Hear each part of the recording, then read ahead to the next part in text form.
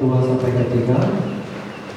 Teks hari ini Habakuk pasal 2 ayat 2 sampai ke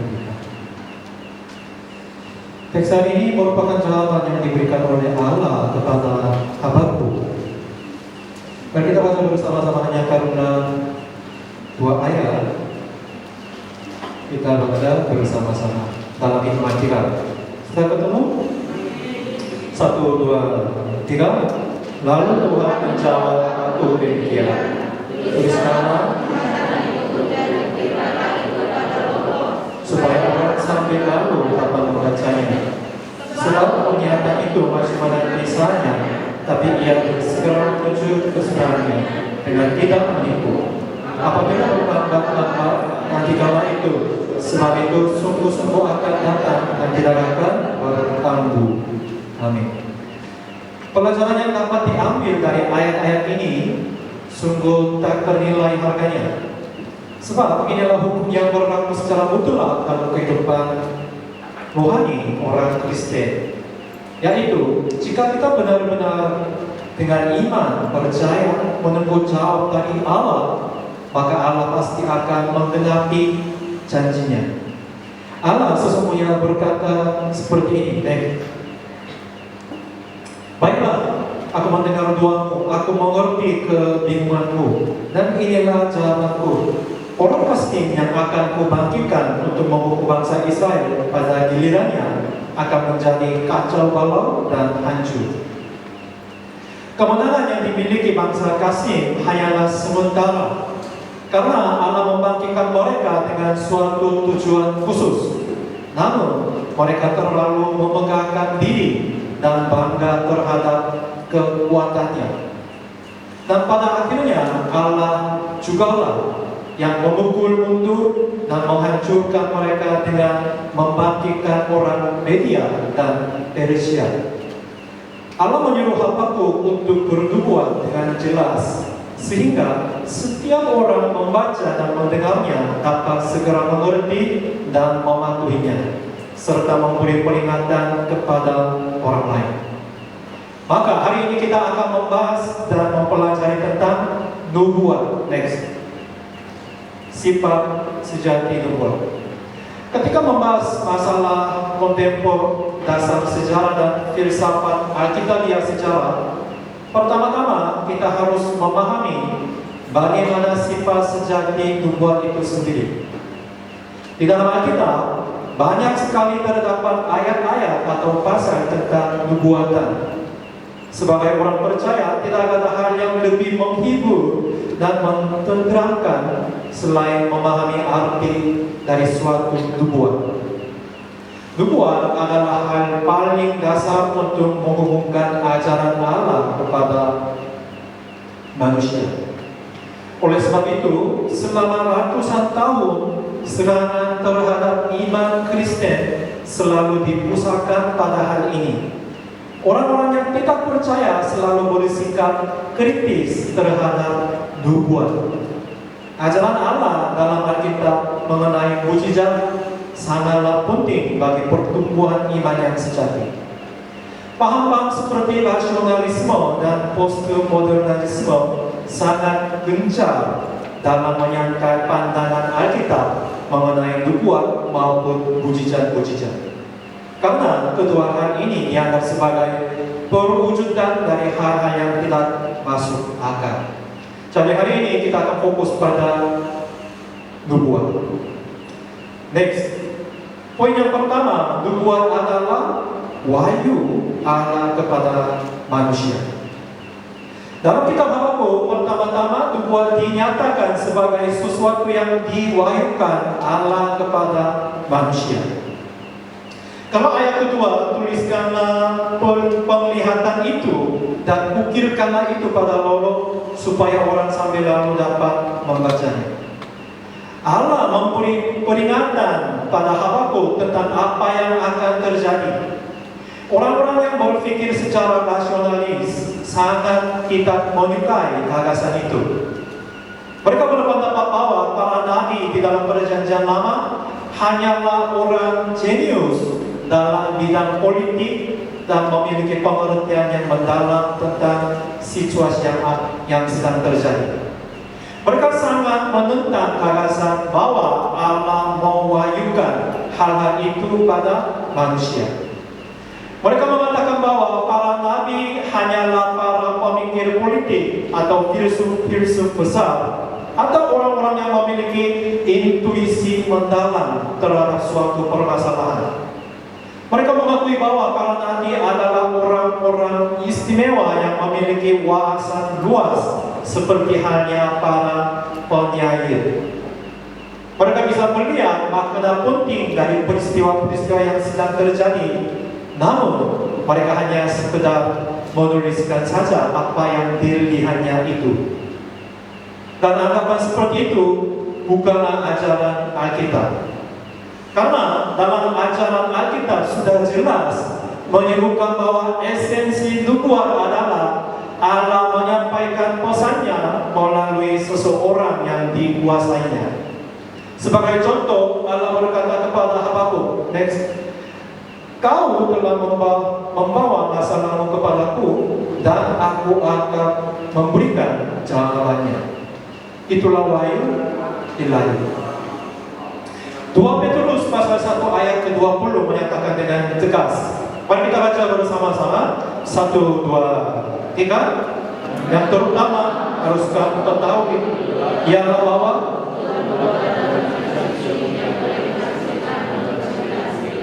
artinya nubuat bukanlah sesuatu yang dipikirkan atau dilamarkan manusia untuk dirinya sendiri. Bukan juga sesuatu yang muncul dari pikiran manusia. Nubuat adalah ucapan orang-orang kudus yang digerakkan atau dipimpin oleh Roh Kudus. Petrus sangat ingin menghibur orang-orang Kristen yang bingung dengan keadaan mereka, sama seperti Habakuk dan kita saat ini. Petrus menganjurkan mereka untuk memperhatikan betul-betul perkataan nubuat ini. Next. Pasal 1 ayat ke-19. Laki-laki tolong baca. 1, 3. Dengan demikian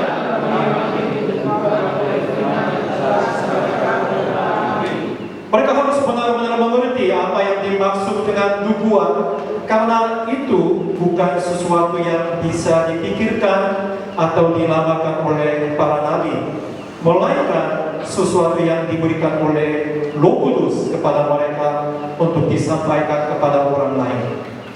Nubuat bukanlah tafsiran pribadi atas suatu peristiwa. Nubuat adalah perkataan Allah yang menyatakan kebenarannya kepada manusia. Poin kedua, nubuat adalah ramalan kejadian. Ramalan itu artinya apa? Ramalan? Ya? Prediksi atau ucapan tentang apa yang akan terjadi. Unsur kedua yang tergantung dalam nubuat adalah ramalan. Para kritikus sungguh sangat menentang gagasan ini. Mereka tidak mau mendefinisikan nubuat sebagai suatu ramalan, melainkan hanya sebagai suatu pemberitahuan atau semacam pengajaran saja.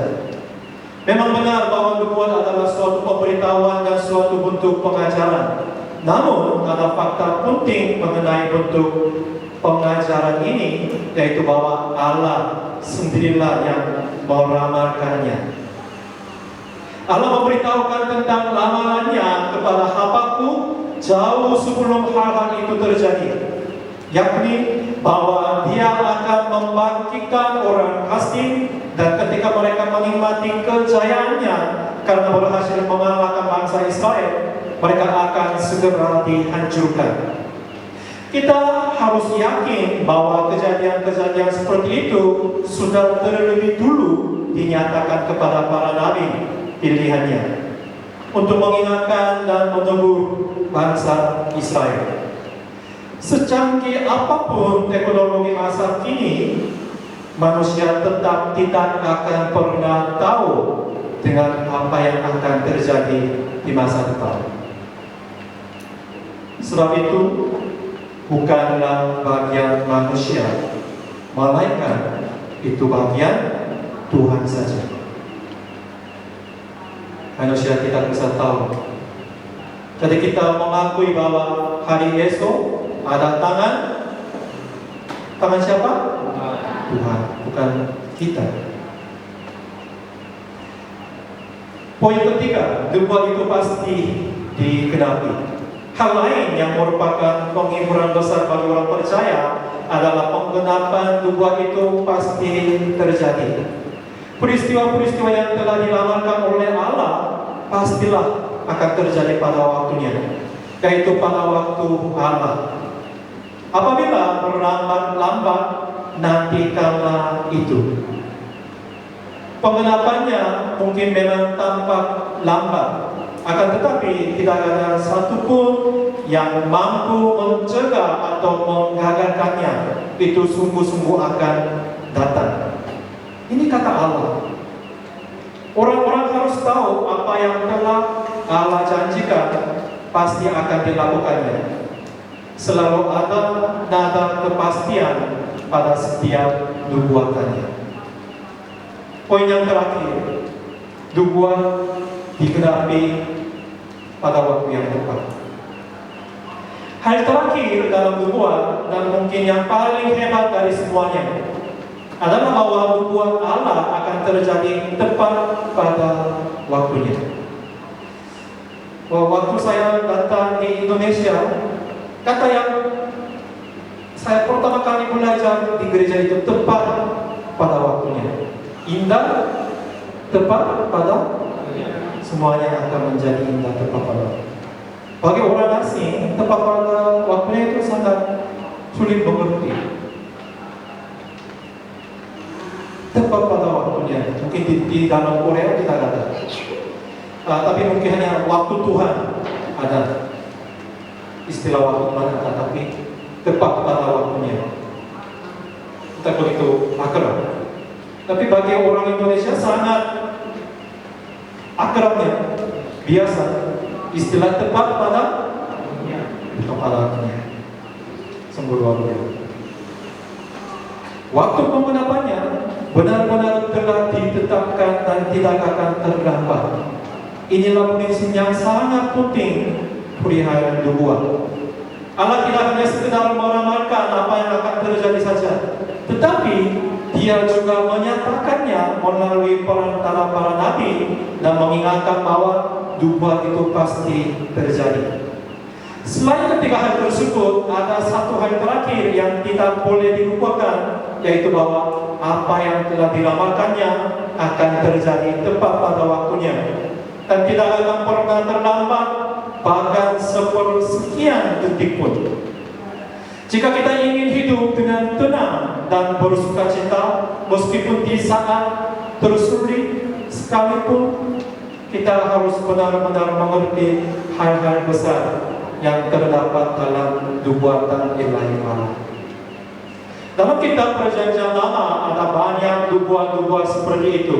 Sebagai contohnya, bagaimana Allah meramalkan air bah. Next. Walaupun selama 120 tahun telah berlalu dan tampaknya tidak ada tanda-tanda akan datangnya air bah. Bahkan orang-orang mulai menertawakan Nuh yang dengan yakin menanti-nantikan hal itu terjadi. Namun, ketika waktunya sudah tepat, maka air bah itu pun datang. Tuhan membuka langit. Begitu juga dengan peristiwa Sodom dan Gomora. Sebelum terjadi penghakiman Allah, Sodom dan Gomora kelihatannya Taman Eden. Saudara-saudara masih ingat tsunami yang terjadi di wilayah Aceh dan Nias juga pernah. Kita tidak tahu apa yang akan terjadi. Sebagai guyonan main-main, saya sering katakan, mungkin kalau Ungaran tenggelam, hampir semua Indonesia tenggelam. Tapi siapa tahu, kalau Tuhan membuka langit, Ungaran pun bisa tenggelam. Ungaran tenggelam berarti orang di Semarang sudah mati semua. Dan harus kita lari ke Korea. Korea atau Salatiga yang tempatnya lebih tinggi. Sebelumnya Allah sudah memberikan peringatan dan ketika saatnya tiba Allah akan bertindak. Contoh paling menonjol terdapat dalam kehidupan Abraham. Pada Kejadian pasal 15 ayat 13 sampai 14 kita bisa menemukan pernyataan demikian. Perempuan tolong baca 1, 2, 3. Firman Tuhan kepada Abraham.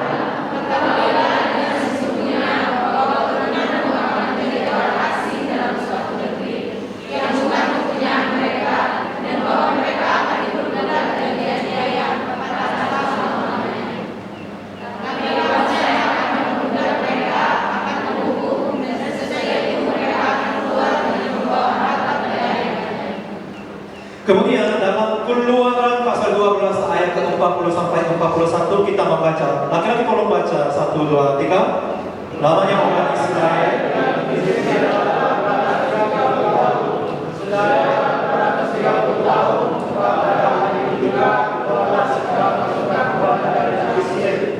Sungguh waktunya tepat seperti yang sudah ditetapkan Allah.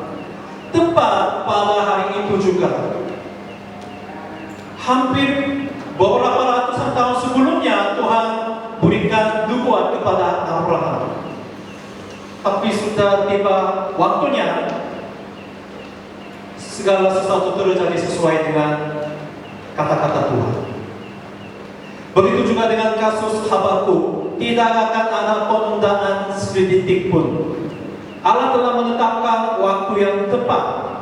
Kepada Yeremia juga dinyatakan bahwa bangsanya akan dibuang ke Babel selama tepat 70 tahun. Hingga pada akhir masa itu mereka akan dibawa kembali. Hal itu sungguh terjadi. Begitu juga dengan Daniel yang dimampukan oleh Allah untuk bernubuat secara tepat tentang kedatangan anak Allah, Sang Mesias. Saat ini kita memang tidak tahu kapan pandemi ini akan berakhir. Tapi kita harus yakin dan percaya bahwa waktunya sudah ditetapkan oleh Allah. Dan kita pasti akan terlepas dari pandemi ini ketika saatnya sudah tiba.